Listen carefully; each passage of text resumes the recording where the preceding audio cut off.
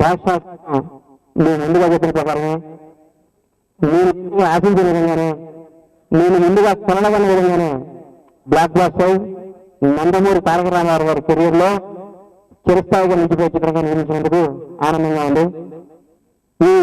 ఈ చిత్ర నిర్మాణంలో కీలక పాత్ర పోషించి అనుక్షణం అన్ని వల్ల మాకు వెన్నెనుకొనిచ్చి మమ్మల్ని నడిపించి ఈ చిత్రాన్ని తీర్చిదిద్ది అద్భుతంగా తెరకెక్కించిన నాన్న శ్రీనివాస గారికి సమర్పంగా హృదయపూర్వక ధన్యవాదాలు తెలియజేసుకుంటున్నాను.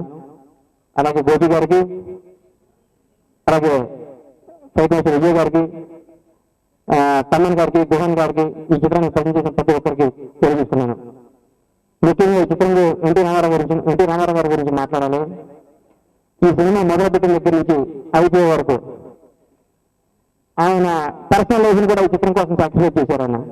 ఆయన మామూలుగా సండే లీవ్ తీసుకుని ఆయన మా కోసం దాదాపు 7 సండేలు వర్క్ చేయడం జరిగింది. ఈ సందర్భంగా ఆయనకి ఆ సహకారాన్ని కృతజ్ఞతలు తెలియజేసుకుంటూ ఆయన ఫ్రెండ్ కొంత క్షమించాలని కోరుకుంటున్నాను.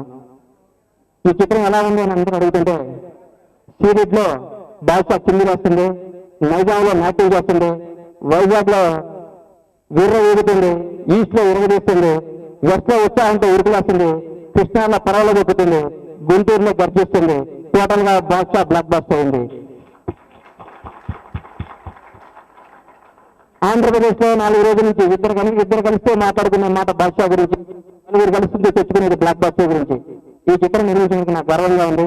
ఇలాంటి చిత్రాలు ఎన్నో నిర్మించాలని మీ అందరూ సహకారం కావాలని కోరుకుంటూ సెలవు తీసుకున్నాను. Thank you.